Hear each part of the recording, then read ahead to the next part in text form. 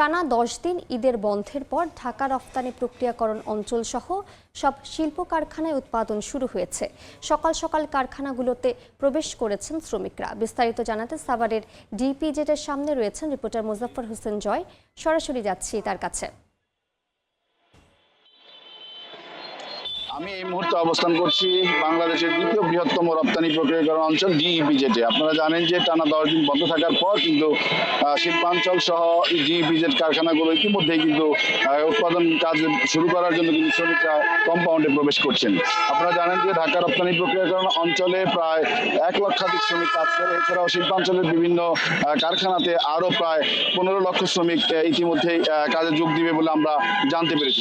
শিল্প পুলিশ সূত্র আমাদেরকে জানিয়েছে যে মূলত 10 দিন কুরবানির ঈদ উপলক্ষে যে বন্ধ ছিল সেই বন্ধ কাটিয়ে শ্রমিকরা কিন্তু গতকাল এবং আজকেও দেশের বাড়ি থেকে আসছেন। বিশেষ করে যারা ঢাকা জেলার আশপাশে যাদের অবস্থান, টাঙ্গাইল, মানিকগঞ্জ সহ বিভিন্ন অঞ্চলে অবস্থান, তারা কিন্তু ইতিমধ্যেই সরাসরি কারখানাতে কাজে যোগ দিচ্ছেন বলে আমরা জানতে পেরেছি। তবে শিল্প মালিকরা জানিয়েছেন যে মূলত আজকে যেহেতু উৎপাদন ব্যবস্থার প্রথম দিন, তাই তারা নিরাপত্তা ব্যবস্থা জোরদার সহ বিভিন্ন কাজের দিকে তারা নজর দিয়েছেন। সেই সাথে কিন্তু শতভাগ উৎপাদন হয়তো আজকে হবে না, কিন্তু একদিনের মধ্যে তা পূর্ণ হয়ে যাবে বলে আমরা জানতে পেরেছি।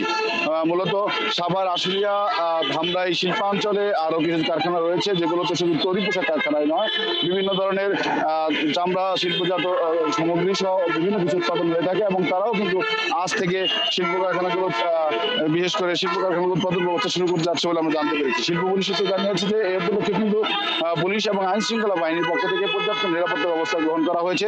সকাল থেকে আমরা দেখতে পেয়েছি যে বিশেষ করে নবীনগর, চন্দ্রা এবং ঢাকা আরিচা মহাসড়কে কিন্তু গাড়ির প্রচন্ড চাপ ছিল এবং যানবাহনগুলো চলছিল ধীর গতিতে। মূলত একযুগে কারখানাতে শ্রমিকরা যোগ দেওয়ার কারণেই কিন্তু সড়কগুলোতে ব্যাপক পরিমাণে গাড়ি যাতায়াত শুরু করে। এর ফলে কিন্তু এই যাতায়াতের ফলে কিন্তু যানজটের সৃষ্টি হয়েছিল কোথাও কোথাও। তবে আমাদেরকে ট্রাফিক পুলিশ সূত্র জানিয়েছে যে মূলত 9টার মধ্যে এই সকল গাড়ির চাপ কমে যাবে এবং সেই সাথে জীবনযাত্রা স্বাভাবিক হয়ে আসবে বলে তারা জানিয়েছে।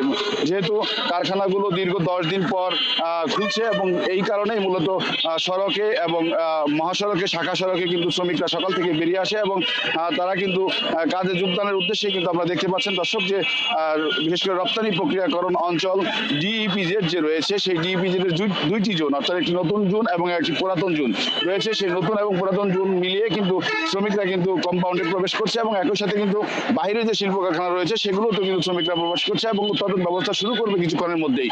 তো সাভারের রপ্তানি প্রক্রিয়াকরণ অঞ্চল ডিইপিজেড থেকে শ্রমিকদের কাজে যোগদান নিয়ে আমার কাছে এই ছিল সর্বশেষ তথ্য। যুক্ত ছিলাম সাভারে।